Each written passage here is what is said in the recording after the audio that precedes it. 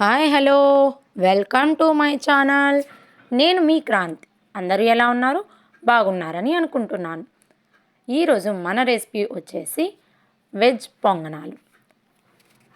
Recipe చూసే ముందు like కొట్టి సబ్స్క్రైబ్ చేసుకోండి ఫ్రెండ్స్.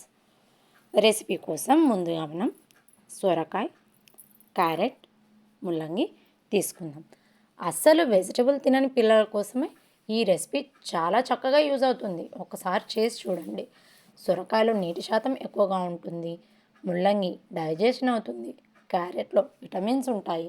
కాబట్టి ఇలా పిల్లలకి చెప్పి తినమన్నా తినరు. అందుకోసమనే ఒకసారి ఇలా చేసి చూసారంటే వాళ్ళు ఎంతో ఇష్టంగా తింటారు. అలా తినడం చూసిన మీరు మళ్ళీ మళ్ళీ వారి కోసం చేసి పెడతారు. క్యారెట్ని, ముల్లంగిని ఫస్ట్ పీల్ చేసుకోవాలండి. పీల్ చేసుకున్న తర్వాత తురిమే దాంట్లో సన్నటి దాంతో ఎప్పుడు తురమకండి.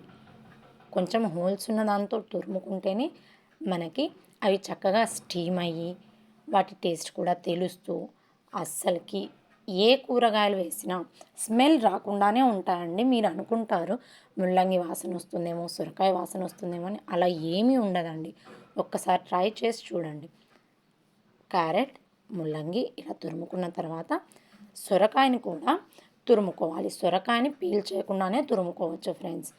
సొరకాయ మధ్యలో ఉన్న సీడ్స్ తీసేసి పీల్ చేసుకోండి, చాలా మంచిగా వస్తుంది. తురుముకున్నానంటే చాలా చక్కగా వస్తుంది. అలా తురుముకున్న తర్వాత సొరకాయ, క్యారెట్, ముల్లంగి తురుము, కొత్తిమీరని కూడా తీసుకున్నాను ఫ్రెండ్స్ నేను. ఇవన్నీ అలా పక్కన పెట్టుకుని ముందుగా మనకి రెసిపీ కోసం చేయవలసింది పిండి కలుపుకోవడం. అందుకోసమని ఒక గిన్నె తీసుకున్నాను. తీసుకున్న తర్వాత ఎంత క్వాంటిటీ అయితే మనకు కావాలో మనం అంతే వేసుకోవచ్చు. ఉన్న అంతలో కలిపితే వేస్ట్ అయిపోవచ్చు, పాడైపోవచ్చు కదండి.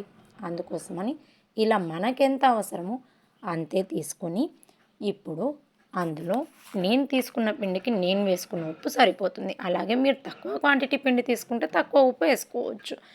ఉప్పు, కారం, పసుపు అన్నీ వేసి చక్కగా ఒకసారి ఇవన్నీ కలిసేలా కలుపుకోవాలి. జీలకర్ర కూడా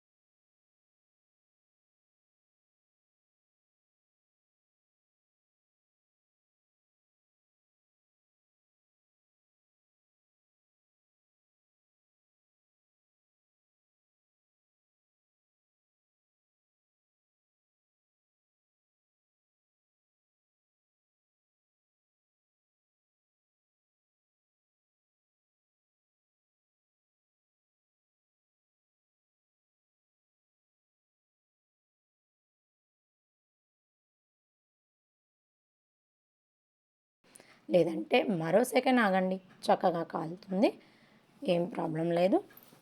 ఇలా మొత్తం తిప్పి పెట్టుకున్న తర్వాత మరో 2 నిమిషాలు రివర్స్ సైడ్ కూడా చక్కగా కాలాలి. రెండు వైపులా కాలినప్పుడే లోపల మనం వేసుకున్న వెజిటేబుల్స్ అస్సలు మనకి ఉన్నట్టుగా కూడా తెలియకుండా పిల్లలు తినేస్తారు. మొత్తానికైతే నేను ఇలా పల్లీ చట్నీతో వీటిని సర్వ్ చేసుకున్నాను ఫ్రెండ్స్. టేస్టీ అంటే చాలా టేస్టీగా ఉన్నాయి. ఒకసారి ట్రై చేసి చూడండి. నచ్చిన వాళ్ళు లైక్ చేసి సబ్స్క్రైబ్ చేసుకోండి. Bye bye friends. Thank you for watching.